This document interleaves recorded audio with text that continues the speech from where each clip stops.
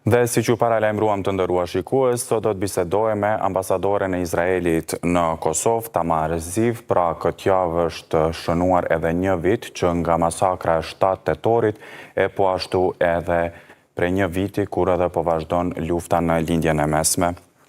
Miss Ambassador, good afternoon. Good afternoon.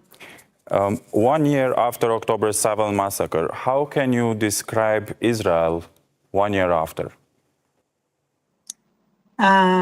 Well, as you said, this week we marked 1 year since the October 7th massacre. This has been an extremely difficult year for every Israeli. As you know, on the massacre of the 7th of October, 1,200 people were murdered, burned, raped, tortured, babies, elderly, Holocaust survivors without any differentiation. And 250 Israeli citizens were abducted and taken hostage into the Gaza Strip. Up till today, 101 hostages are still in the Gaza Strip under the worst conditions possible.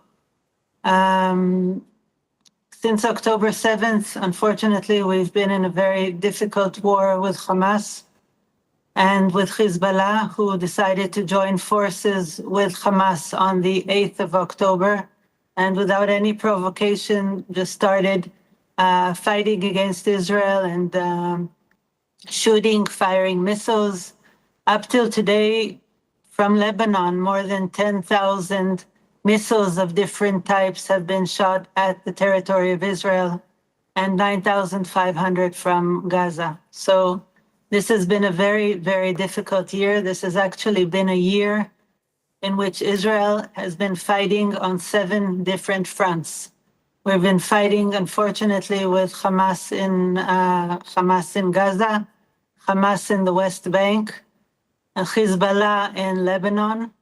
Additional Iranian proxies, the Shiite militias in Iraq, the Shiite militias in Syria, the Houthis from Yemen, and of course, as we call them, the head of all of this is Iran. Iran is the head of the octopus, and it's sending out its arms as its proxies, all the 7 proxies that I just mentioned. But the root for all of this violence and for all of this warfare is Iran. 1 year after, we are talking also about some different circumstances, considering the fact that already there has been at least 2 direct attacks from Iran, and Israel has announced that soon, we will see when, there will be a response to the second attack that happened a few days ago. What are the circumstances in the region now, and what are the risks that the conflict can be expanded to different countries?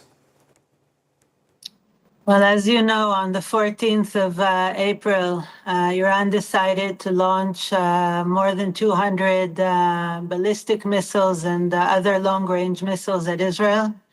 And just a few days ago, they decided for the second time to launch these missiles in retaliation for, I guess, the damage that we've done to their favorite proxy, Hezbollah, which in the last 2 weeks, after we tried for months and months and months to foster a diplomatic solution for the situation in Lebanon, and trying to, through the international community, to convince the Hezbollah to disconnect the link that they created, that as long as they're fighting in the Gaza Strip, then Hezbollah would fight with Israel from the north.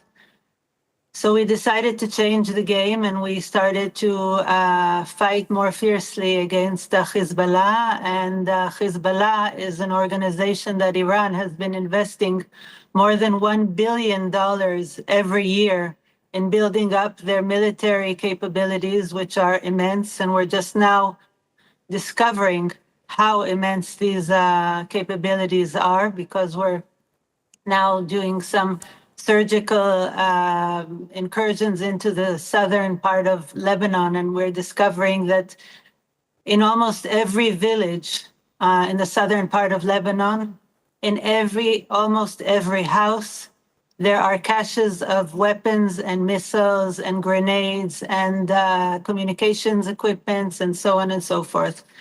So this extreme military buildup, which intention was to do a similar October 7th attack in the north of Israel, is all something that Iran has been formulating, has been planning, has been working on for more than 20 years. And also now, Iran attacked us one-sidedly. And of course, I think Israel has no other choice but to retaliate. Yes. Let's focus on another perspective of what is happening for more than 1 year already. And that is the narrative of the war. And is that current narrative and a hybrid war taking place which tends to distort Israel's purpose in fighting these terrorist groups? I think that there has been a terrible distortion of the narrative around the world. And I think the world has really forgotten what has happened on October 7th. The fact that Hamas decided to attack ferociously Israel with thousands and thousands of its warriors to do crimes against humanity of the worst type, really the most horrible rape and torture and mutilation and burning alive of people, etc., etc., etc.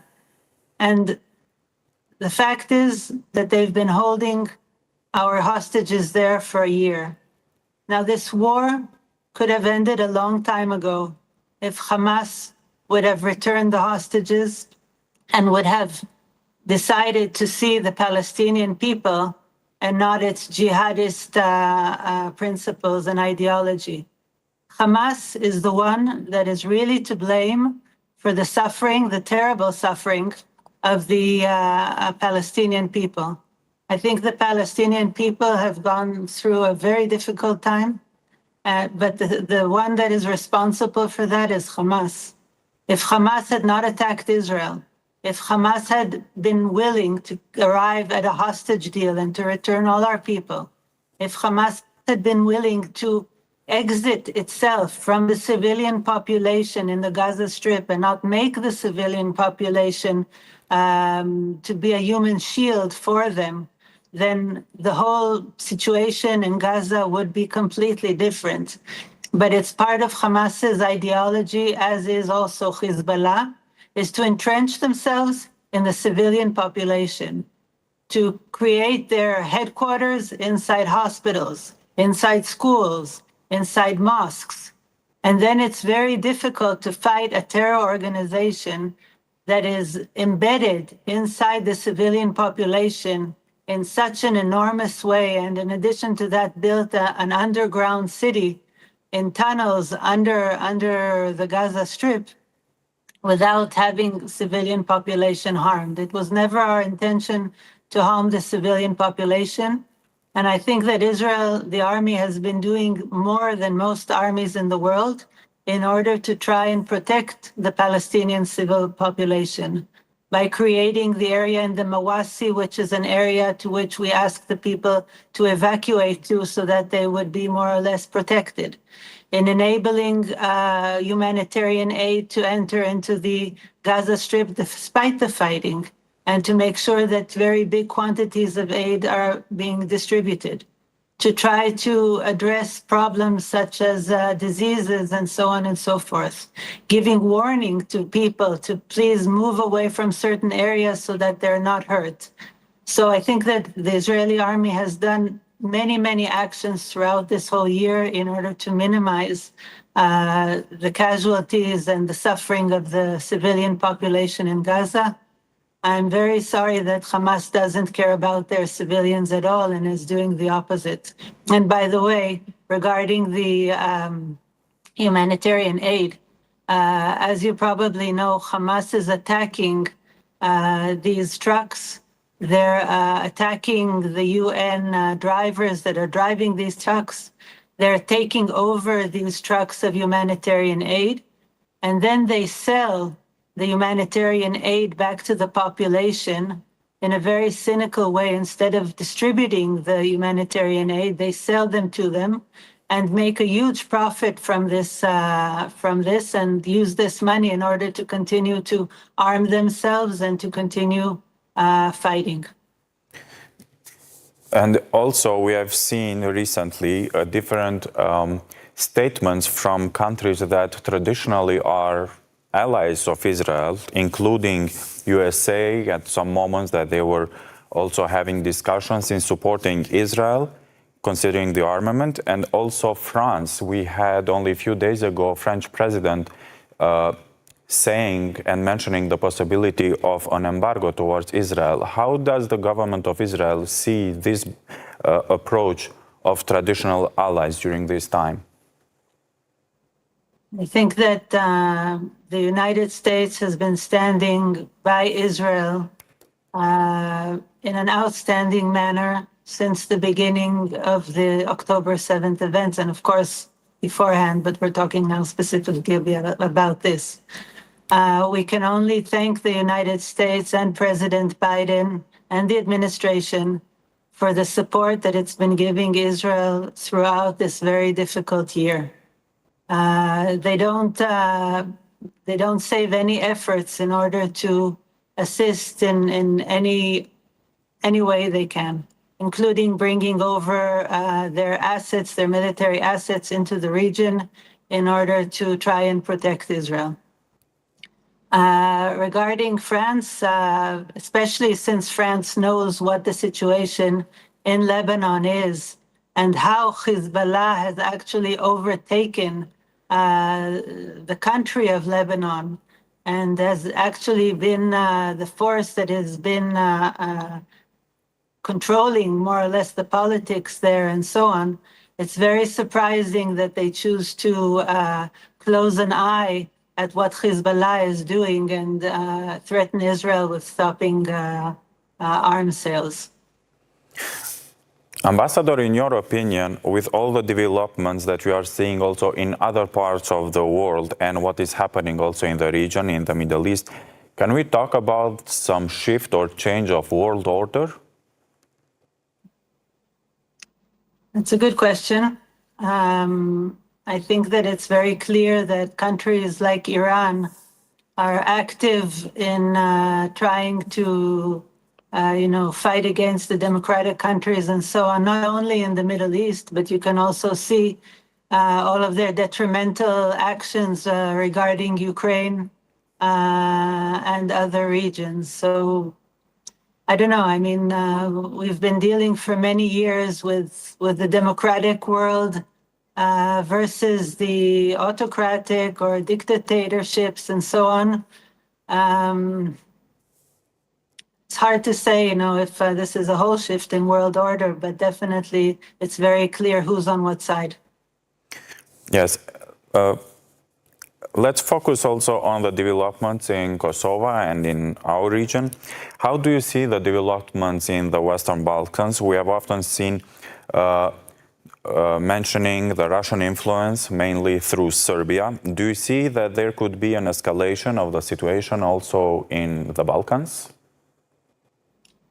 I very much hope that, of course, there will not be an escalation in the situation in the Balkans and that the dialogue process will be able to advance and to arrive at agreements that are beneficial for bringing about, a real peace in the Balkans as well. Undoubtedly that, developments that happen in other regions can maybe have effects in other regions, but I hope that this is not the case in the Balkans. And in all this created situation in different parts of the world, how much attention does Kosovo currently have on the international agenda? I think that there are a few regions that are taking most of the attention, the worldwide attention, unfortunately. And of course, the first one is Ukraine and Russia. And in the last year, it's been Gaza that I think took almost all of the world attention. I think there are very difficult things that are happening in other regions of the world, for example, in Sudan and other places. And I assume that, the Balkans is getting attention, but of course, not as much attention as these other conflicts that unfortunately are very, very bloody conflicts. Yes, Ambassador, we are approaching the end of this interview, and I would like to ask you about somehow a prediction. There has been talks about ceasefire in between Israel and Hamas with mediators of like Egypt and Qatar, but also now we are witnessing escalation also in the north with Lebanon, with the war of Hezbollah. Do you see that there is going to be a ceasefire close or soon, or how, in your opinion, what is the prediction that will happen in the future, or how soon the wars will end? It's hard to be a prophet and to give a prediction to what will happen. I can only hope that the fact that Hezbollah has been strongly beaten in the last 2 weeks is changing something in the thinking of the leaders of Hezbollah and Iran, and that this will, of course, I think, influence Sinwar in Gaza as well. For the first time in a year, we heard the interim leader of Hezbollah say that they're willing to consider a ceasefire. And for the first time, they didn't create a linkage between the fighting that is going on in Lebanon and the fighting and Hamas.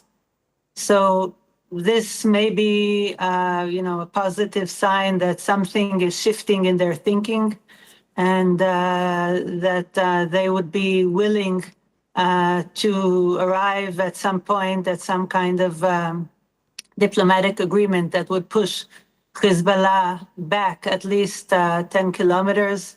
And then, of course, there would have to be arrangements regarding armaments and other issues.